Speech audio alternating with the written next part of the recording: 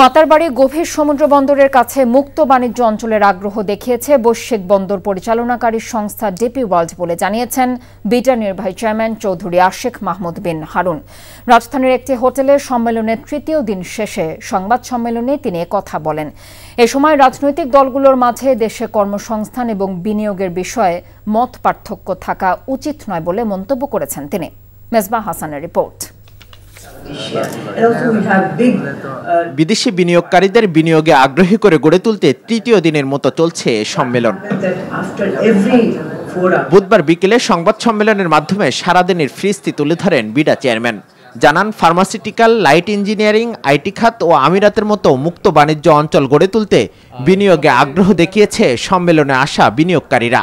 জেবেল Ali port বলে একটা port আছে ইউএইতে, যেটা ইউএই ইকোনমির প্রায় 25% কন্ট্রিবিউট করে।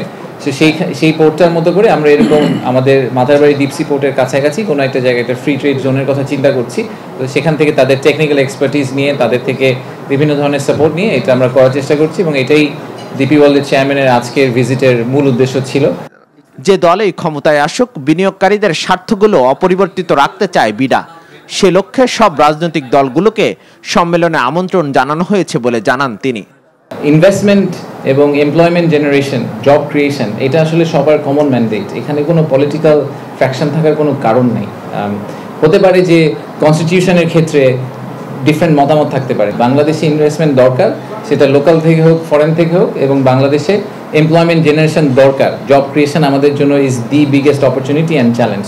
তৃতীয় দিনের সম্মেলনে আইএলওর সঙ্গে শ্রম অধিকার বিষয়ক এবং হাঙ্গার গ্রুপের সঙ্গে একটি বিনিয়োগ চুক্তি স্বাক্ষর হয়েছে। ফলে আগামী 1-2 বছরের মধ্যে 15,000 লোকের কর্মসংস্থান হবে বলে জানান বিডা চেয়ারম্যান। বিভিন্ন মিটিং করেছেন এবং মেজবাহ হাসান, এনটিভি নিউজ, ঢাকা।